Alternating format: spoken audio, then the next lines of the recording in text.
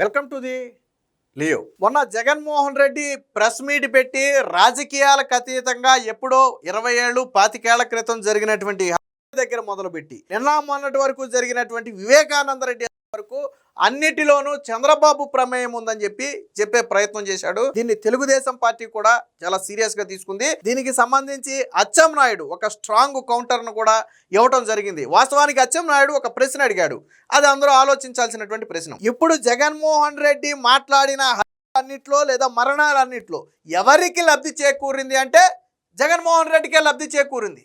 ఇప్పుడు రాజశేఖర్ రెడ్డి శవం తీయక ముందే సంతకాలు సేకరించి సీఎం అవ్వాలని చూసింది ఎవరు? జగన్మోహన్ రెడ్డి. సరే, ఆ రోజు కాంగ్రెస్ పార్టీ అధిష్టానం జగన్మోహన్ రెడ్డి నిజరూపం తెలుసు కాబట్టి ఆయనకి ముఖ్యమంత్రి పదవి ఇవ్వడానికి నిరాకరించింది. తర్వాత రోసయ్య, తర్వాత కిరణ్ కుమార్ రెడ్డి ముఖ్యమంత్రులు అయ్యారు, అది వేరే విషయం. వాస్తవానికి సోనియా గాంధీ ఆ రోజు జగన్మోహన్ రెడ్డికి ముఖ్యమంత్రి పదవి ఇవ్వకపోవడానికి ఒక ప్రధాన కారణం ఏంటంటే జగన్మోహన్ రెడ్డి ఎంపీ కాకముందే చనిపోయినటువంటి వివేకానంద రెడ్డిని చెప్పులు కొట్టాడు. దానితో మనస్తాపం చెంది ఆయన ఎంపీ పదవికి రాజీనామా చేయాలని నిర్ణయించుకుంటే ఆ విషయం సోనియా గాంధీకి తెలిసి పిలిచి అడిగింది, ఏం జరిగింది, ఎందుకు రాజీనామా చేయాలనుకుంటున్నావని అడిగితే జరిగిన విషయం చెప్పాడు. ఇలా రాజశేఖర రెడ్డి కొడుకు జగన్ నన్ను వేధిస్తున్నాడు, ఇలా కొట్టాడు అని చెబితే సోనియా గాంధీ వెంటనే రాజశేఖర రెడ్డిని ఢిల్లీ పిలిపించి వార్నింగ్ ఇచ్చింది. నీ కొడుకుని కంట్రోల్లో పెట్టుకోకపోతే ఇబ్బందుల్లో పడతారు, మీరిద్దరు తండ్రి కొడుకులు ఇద్దరు ఇబ్బందుల్లో పడతారు, నువ్వు ఒక సీఎంగా ఉండి నీ కొడుకు ఇలా ప్రవర్తించడం కరెక్ట్ కాదు అని సోనియా గాంధీ హెచ్చరిస్తే రాజశేఖర్ రెడ్డి మళ్ళీ తిరిగి వెనక్కి వచ్చి జగన్మోహన్ రెడ్డిని నువ్వు ఆంధ్రాలో ఉండొద్దు, బెంగళూరు వెళ్ళిపోమని చెప్పి పంపించేశాడు. కానీ జగన్ మాత్రం బెంగళూరులో ఉండటానికి ఇష్టపడేవాడు కాదు. ఎందుకంటే ఇక్కడ జల్సాలకు లేకపోతే ఇక్కడ అన్నింటిలో ఏళ్ళు పెట్టడానికి అలవాటు పడిన వ్యక్తి. మీకు ఇదే విషయాన్ని ఒక టీవీ ఛానల్ ఇంటర్వ్యూలో చనిపోయినటువంటి చెప్పాడు. ఆయన ఆర్థిక శాఖ మంత్రి, సీఎంగా కూడా చేశాడు ఆయన. సో ఆయన ఒక మాట చెప్పాడు, విజయమ్మ తరచూ నా దగ్గరకు వచ్చి బాధపడుతుండేది, రాజశేఖర్ రెడ్డి ఏమో జగన్ని దూరంగా నువ్వు బెంగళూరులో ఉండంటాడు, జగన్ ఏమో నేను అక్కడ ఉండను ఇక్కడే ఉంటానంటాడు, సో నాకు పెద్ద తలనొప్పి అయిపోయిందని బాధపడుతుందని చెప్పారు అని చెప్పి స్వయంగా రోసయ్య ఒక టీవీ ఇంటర్వ్యూలో చెప్పినటువంటి పరిస్థితి. అంటే ఆ రోజు ఈ నైజం తెలుసు కాబట్టే, తాను ఎంపీ కాకముందే తన బాబాయిని చెంపదెబ్బలు కొట్టాడు అని తెలుసు కాబట్టే సోనియా గాంధీ ఏం చేసిందంటే సీఎం పదవి ఇవ్వాల. సోనియా గాంధీకి మరొక అనుమానం ఎక్కడొచ్చిందంటే, అరే ఎవరైనా సరే సొంత తండ్రి చనిపోయాడు అనుకోండి ఇంట్లో, అసలు ఆ క్షణం మనకేమీ మైండ్ అంతా బ్లాక్ అయిపోద్ది, మనకి ఏమీ తెలియదు. అందులోనూ ఆరోగ్యంగా తిరిగే వ్యక్తి సడన్గా ప్రమాదవశాత్తు వార్త వస్తే మైండ్ బ్లాక్ అయిపోద్ది, మనకేమీ తెలియదు, అసలు ఏమీ చేయలేం, ఏమీ ఆలోచన రాదు. అలాంటి పరిస్థితుల్లో ఉంటే రాష్ట్రం మొత్తం శోకసంద్రంలో ఉందని, రాష్ట్రంలో రాజశేఖర రెడ్డి గుండెలాగి చేశాడని చెప్పి ఆయనే చెప్పుకున్నాడు జగన్మోహన్ రెడ్డి. కానీ ఈయన మాత్రం ఏం చేశాడు, తండ్రి శవం ఇక్కడ పక్కన పెట్టారు, అందరూ పరామర్శకు వచ్చి చూస్తున్నారు, జగన్ మాత్రం మరో పక్క నుంచి తాను సీఎం కావాలని సంతకాలు తీసుకున్నాడు. దీనికి చిరంజీవి ఉదాహరణ. చిరంజీవి ప్రజారాజ్యం పార్టీ పెట్టినప్పుడు ఒక బహిరంగ సభలో చెప్పాడు ఆయన, జగన్మోహన్ రెడ్డి తండ్రి పక్కన సంతకాలు సేకరించిన మాట వాస్తవం, దానికి నేనే సాక్ష్యం, ఆ రోజు నేను ఆశ్చర్యపోయాను, ఒక శవాన్ని పక్కన పెట్టుకుని సీఎం కావాలని సంతకాలు ఎలా తీసుకుంటున్నారని నేను ఆశ్చర్యపోయానని చెప్పి స్వయంగా చిరంజీవి కూడా చెప్పాడు. ఆ రోజు ప్రజారాజ్యం పార్టీ ఎన్నికల ప్రచారంలో చెప్పాడు. వీడియోలు కూడా ఉన్నాయి, కావాలంటే మీరు సోషల్ మీడియాలో ఎత్తుకంటే దొరుకుతాయి. అంతా అరే నేను ఇందాక చెప్పినట్టుగా తండ్రి శవాన్ని పక్కన పెట్టుకుని సంతకాలు సేకరిస్తే సోనియా గాంధీ ఏమనుకోవాలా, వీడు సీఎం పదవి కోసం ఎంతకైనా తెగించేటట్టున్నాడని భయం వేసి ఆ రోజు జగన్మోహన్ రెడ్డిని సీఎం చేయడానికి ఒప్పుకోలేదు. రోసయ్య సీఎం అయ్యాడు, అప్పుడు ఆర్థిక శాఖ మంత్రి, తర్వాత సీఎం అయ్యాడు తాత్కాలిక సీఎం. తర్వాత కిరణ్ కుమార్ రెడ్డిని, స్పీకర్గా ఉన్నటువంటి కిరణ్ కుమార్ రెడ్డిని తీసుకొచ్చి సీఎం చేసుకున్నారు, అది వేరే విషయం. ఇది జగన్మోహన్ రెడ్డి చరిత్ర. అంటే తన తండ్రి చావు వల్ల లబ్ధి పొందాలనుకున్నది కూడా జగన్మోహన్ రెడ్డి. మీకు ఇదే జగన్మోహన్ రెడ్డి మా తండ్రి ఆశయం ఏంటంటే రాహుల్ గాంధీని ఎప్పటికైనా ప్రధానిని చెయ్యాలి, సో మా తండ్రి ఆశయమే నా ఆశయం, నేను రాహుల్ గాంధీని ప్రధానిని చేసే వరకు కూడా కాంగ్రెస్ పార్టీ వెంట ఉంటానని చెప్పి అప్పట్లో సూతి కబుర్లు చెప్పాడు జగన్మోహన్ రెడ్డి. ఇప్పుడు అదే రాహుల్ గాంధీని జగన్మోహన్ రెడ్డి విమర్శిస్తున్నాడు, అది వేరే విషయం. అరే ఆ రోజు మరి ఏమైపోయింది, నీ తండ్రి ఆశయమే నీ ఆశయం అన్నప్పుడు, నువ్వు రాహుల్ గాంధీ ప్రధాని అవ్వాలే నా ధ్యేయం అన్నప్పుడు నువ్వు ఎందుకు కాంగ్రెస్ పార్టీలో ఉండకుండా బయటకు వచ్చావు? ఎందుకు వచ్చావంటే సీఎం పదవి ఇవ్వలేదు కాబట్టి బయటకు వచ్చావు. ఇదొకెత్తు. ఇకపోతే బాబాయిది కూడా ఒకసారి తీసుకుందాం. బాబాయి చేయడం వల్ల ఎవరికి లబ్ధి చేకూరింది, ఎవరికి లాభం జరిగింది? ఆయనేమీ ముఖ్యమంత్రి క్యాండిడేట్ కాదు, ఆయనేమీ చంద్రబాబుకు పోటీ కాదు. సో ఇప్పటికే ఎంపీగా ఉన్నటువంటి వివేకానంద రెడ్డి చనిపోవడం వల్ల ఎవరికి లబ్ధి లేదు, అయితే సొంత కుటుంబానికే ఉండాలి. మరి ఆ రోజు ఇప్పుడు సిబిఐ ఏం చెప్పింది, ఎన్నికల్లో అడ్డు తొలగించుకోవడానికి అవినాష్ రెడ్డికి అడ్డు తొలగించడానికి అవినాష్ రెడ్డికి టికెట్ ఇస్తే ఆ వివేకానంద రెడ్డి ఒప్పుకోడు కాబట్టి ఒప్పుకోని అంటున్నాడు కాబట్టి ఆయన అడ్డు తొలగించారని చెప్తున్నారు. అంటే వివేకానంద రెడ్డి చనిపోవడం వల్ల ఏమైంది? అవినాష్ రెడ్డి ఎంపీ అయ్యాడు. అవినాష్ రెడ్డి ఎంపీ ఎందుకు అయ్యాడంటే వివేకానంద రెడ్డి చనిపోవడం వల్ల అయ్యాడు. ఎందుకంటే వివేకానంద రెడ్డి అవినాష్ రెడ్డికి టికెట్ ఇవ్వడానికి, ఆ కుటుంబాన్ని చేరదీయడానికి వివేకానంద రెడ్డి ఒప్పుకోవటం లేదు, అది వాస్తవం. కాబట్టి అడ్డు తొలగించుకున్నారు. కాదా? ఇది కాదని జగన్ చెప్పొచ్చా? మరి దీనివల్ల ఎవరికి లబ్ధి చేకూరింది? నీకే లబ్ధి చేకూరింది. అంటే ఇప్పుడు నువ్వు చెప్పిన మరణాల వల్ల ఇక రంగాన్ని అడ్డు తొలగించాలనుకున్నది ఎవరు? ఆ రోజు కాపుల ఆధిపత్యాన్ని తగ్గించాలి అని చెప్పి రంగాన్ని అడ్డు తొలగించాలి అనుకున్న వ్యక్తుల్లో మీ ప్రమేయం లేదా? నిన్న ఆయన ఈజీగా చెప్తున్నాడు. అలాగే పరిటాల రవిని ఎవరు చంపించారు? పరిటాల రవిని చంపడంలో ప్లాన్ చేసిన వ్యక్తులు అబ్బా కొడుకులు ఇద్దరు ఉన్నారని చెప్పి నిన్న పేర్ల పార్థసారథి రెడ్డి స్వయంగా చెప్పాడు. ఆయనతో పాటు పరిటాల రవి ఇద్దరిని పన్నాగం పనితే పేర్ల పార్థసారథి రెడ్డి బయటపడ్డాడు, సూరి చనిపోయాడు. దానికి కర్మ క్రియ ఎవరు? ఇదే పార్థసారథి రెడ్డి మీద సూట్ కేసు బాంబు పెట్టించారు. అది పోలీసులు పసిగట్టి నిర్వీర్యం చేశారు, అది వేరే విషయం. దాని వెనుక కూడా జగన్ ఉన్నాడు. తర్వాత అప్పట్లో రాజకీయ పలుకుబడి ఉపయోగించి జగన్ పేరుని ఈ సూట్ కేసు బాంబు నుంచి తప్పించారు అప్పట్లో. ఇది కూడా స్వయంగా ఆయనే చెప్పాడు నిన్న. అంటే నువ్వు చెప్పినటువంటి హత్యల్లో అన్నిట్లో కూడా అంతిమంగా కొద్దో గొప్ప లబ్ధి పొందాలని ప్రయత్నం చేసింది మీరే. ఇదే విషయాన్ని నిన్న ఆయన కూడా చెప్పాడు, మంత్రి అచ్చెన్నాయుడు కూడా చెప్పాడు. ఒకసారి చూద్దాం ఏం చెప్పాడు. ఆ చావులతో లబ్ధి పొందింది జగనే, ఆస్తులు అధికారం కోసం ఎంతకైనా తెగించడం ఆయన నైజం, రాజారెడ్డిని హత్య చేసిన వారి ఆస్తుల ధ్వంసం, బుల్డోజర్లతో ఇళ్లు కూల్చివేత, నిందితుల్లో అందరినీ చంపేశారు, మిగిలిన పార్థసారథి మాత్రం ఊతకర్రతో నడుస్తున్నాడు. విలేకరుల సమావేశంలో జగన్ తీరును తూర్పారబట్టిన అచ్చెన్నాయుడు. వాస్తవానికి ఈ రాజారెడ్డి హత్య కేసుకు సంబంధించి 11 మందికి జీవిత ఖైదు శిక్ష కూడా విధించారు. అందులో 10 మందిని చంపేశారని చెప్పి, అందరినీ చంపేశారని చెప్పి అచ్చెన్నాయుడు కూడా చెప్తున్నాడు. ఇక ఇందులో మిగిలింది ఎవరయ్యా అంటే ప్రస్తుతం ఉన్నటువంటి పేర్ల పార్థసారథి రెడ్డి. ఈయనే జగన్మోహన్ రెడ్డి నైజం కానీ, రాజశేఖర్ రెడ్డి నైజం కానీ, లేదా రాజారెడ్డి నైజం కానీ బయటపెట్టింది ఈ వ్యక్తి. సో ఈ వ్యక్తి ఏంటంటే ఇప్పుడు నడవలేనటువంటి పరిస్థితుల్లో ఉన్నాడు. ఎప్పుడో జరిగిన ఘటనలు ఇవి. సో అంటే ఎవరైతే రాజారెడ్డి హత్యలో పాల్గొన్నారు అనుకున్నారో వాళ్ళందరినీ కూడా అంతమొందించారు. కానీ నిన్న జగన్ ఏమంటాడు? మా తాతను చంపిన వాళ్ళ జోలికి కూడా నేను పోలేదు, ఎంత మంచోడునో అంటాడు. కానీ ఆల్రెడీ ఆర్థికంగా, రాజకీయంగా అన్ని రకాలుగా వాళ్ళని దెబ్బతీసి చివరికి వాళ్ళ ప్రాణాలు కూడా తీసేశారు. మరి ఇంకా ఎవరు మిగిలారంటే బహుశా పార్థసారథిని చంపలేదు కాబట్టి అందరినీ వదిలేసామని చెప్పే ప్రయత్నం చేశాడేమో తెలియదు. కానీ ఇదే విషయాన్ని నేను అచ్చెన్నాయుడు కూడా మాట్లాడాడు. రాజారెడ్డి నుంచి వివేకానంద రెడ్డి వరకు ప్రతి చావుకు అంతిమ లబ్ధిదారుడు జగనేనని, శవాల దగ్గరికి వెళ్ళి దొంగ ఏడుపులు ఏడుస్తూ తనకెవరూ లేరని నటించడంలో ఆయనకు అలవాటుగా మారిందని చేశారు. వైకాపా ఒక గొడ్డలి పార్టీ, దానికి సమాజానికి హానికరం అనే ఒక ట్యాగ్ లైన్ కూడా ఇస్తున్నాం. రాజకీయ ముసుగు వేసుకున్న జగన్ లాంటి వ్యక్తులు రాజకీయాల్లో ఉండేందుకు అనర్హులను ధ్వజమెత్తారు. సచివాలయంలో ఈయనైతే మాట్లాడారు.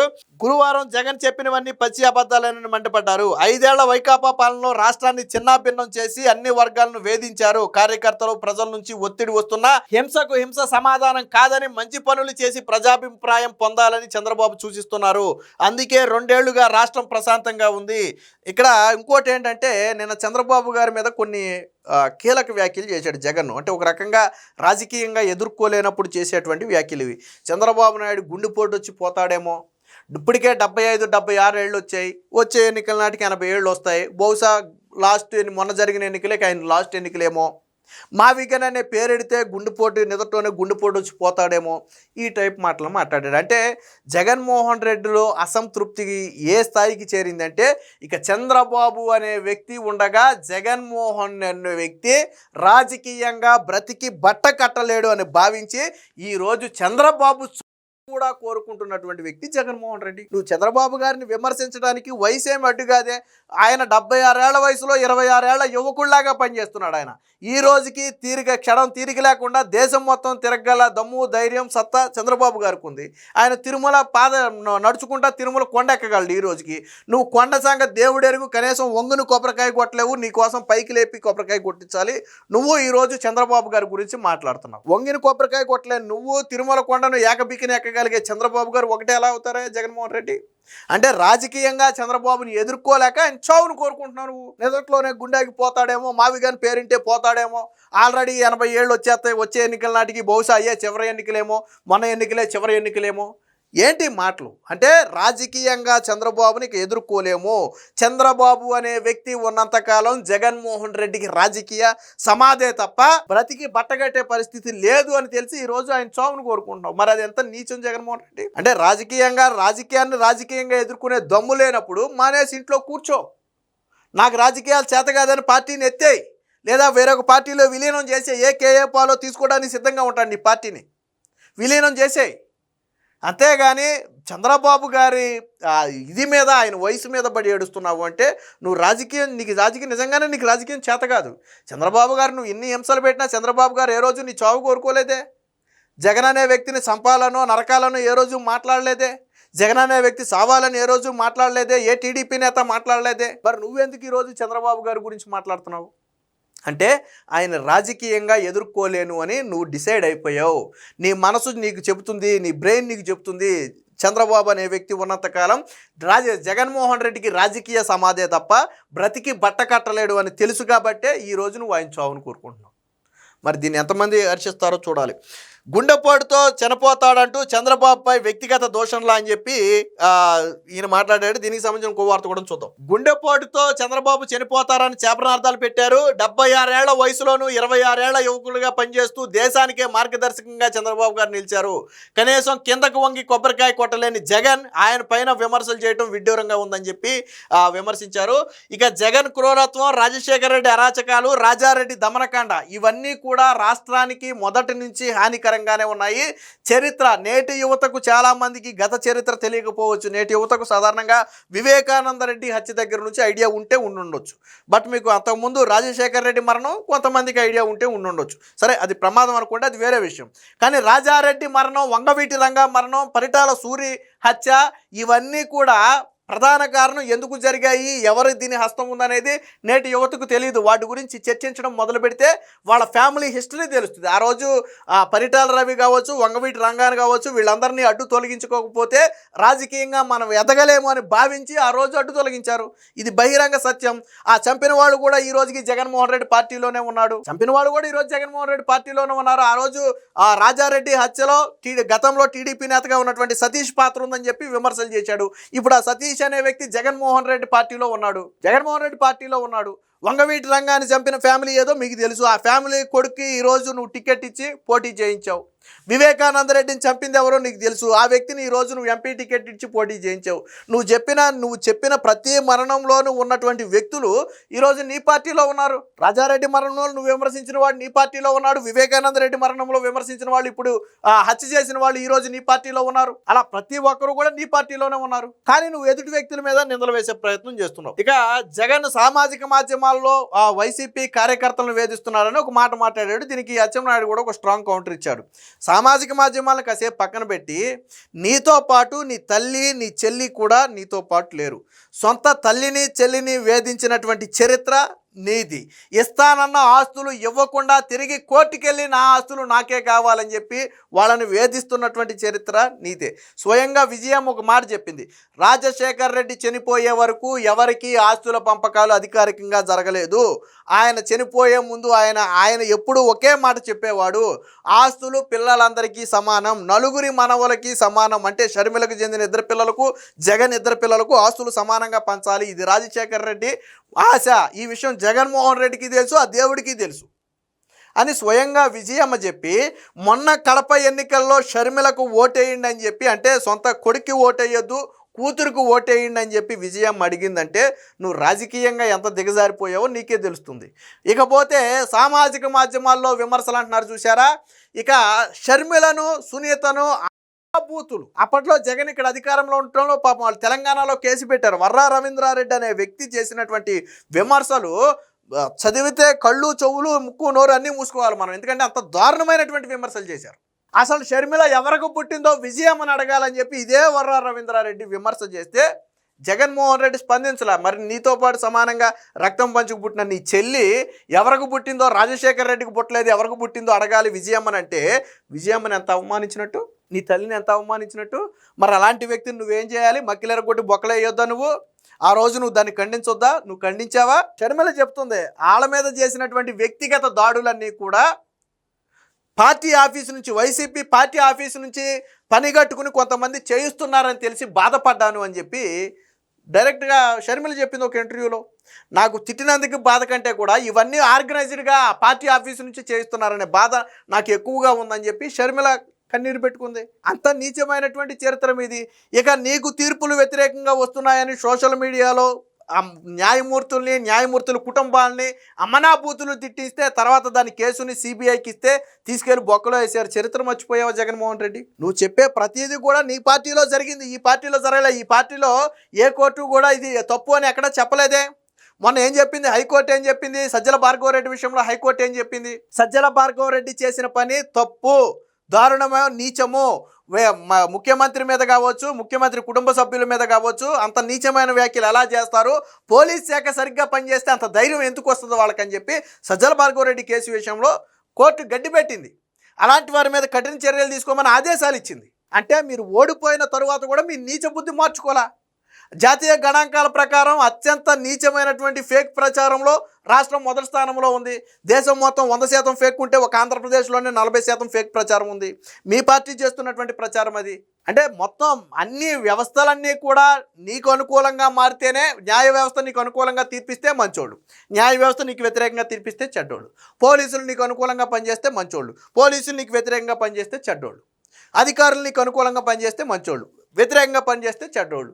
నీకు నీ పార్టీకి అలవాటు అయిపోయింది. గుడ్డలోడ తీసి కొడతాం, సప్త సముద్రాలు అవతలున్న లాక్కొస్తాం. మొన్న పేర్ని నాని కూడా ఏదో చెప్పాడు, కమిషనర్ని, అడిషనల్ కమిషనర్ని తిప్పుతా, నా ఇంటి చుట్టూ తిప్పుతా, ఈ గుమ్మం ముందు నిలబెడతా, వాళ్ళతోనే సలాం కొట్టిస్తా. అంటే బరితెగింపు అనమాట. రేపు మేము అధికారంలోకి వస్తే అధికారుల్లో అంతు చూస్తామని చెప్పి బహిరంగంగా బెదిరిస్తున్నారు వీళ్ళు. ఇది వీళ్ళ చరిత్ర. వీళ్ళు ఇతర పార్టీ మీద, ఇప్పుడు మనం మాట్లాడుకున్న మాటల్లో ఏదైనా సరే ఒక్క ఆరోపణ తెలుగుదేశం పార్టీ మీద ఉందా? తెలుగుదేశం పార్టీని కోర్టులు తప్పు పట్టడం కానీ, తెలుగుదేశం పార్టీ మీద ఇలా నీచమైనటువంటి కామెంట్లు చేశారు వాళ్ళ కార్యకర్తలైనా ఎక్కడైనా ఎప్పుడైనా కంప్లైంట్లు ఉన్నాయా? లేవు కదా. నీకు అధికారం ఉన్నా నువ్వు చేసే పని అదే, అధికారం లేకపోయినా చేసే పని అదే. ఏదేమైనా మొత్తంగా జగన్మోహన్ రెడ్డి మాటలకు నిన్న అచ్చెన్నాయుడు అయితే ఒక స్ట్రాంగ్ కౌంటర్ ఇచ్చారు. ఇప్పుడు అచ్చెన్నాయుడు మాటలు కావచ్చు, లేదా జగన్మోహన్ రెడ్డి మాట్లాడిన మాటలు కావచ్చు, ఇవన్నీ ప్రజలు ఒకసారి చర్చించుకుంటున్నారు. ఎప్పుడో జరిగిపోయిన విషయాలు జగన్ ఇప్పుడు ఎందుకు మాట్లాడుతున్నాడు? అరే హంతకులు చంపాను అని చెప్తున్న వాళ్ళందరూ జగన్మోహన్ రెడ్డి పార్టీలో ఉంటే ఇప్పుడు వీళ్ళ మీద ఎందుకు విమర్శలు చేస్తున్నారని ఇప్పుడు రాష్ట్రం మొత్తం కూడా చర్చించుకునే పరిస్థితి. Please subscribe to Leo news for more videos.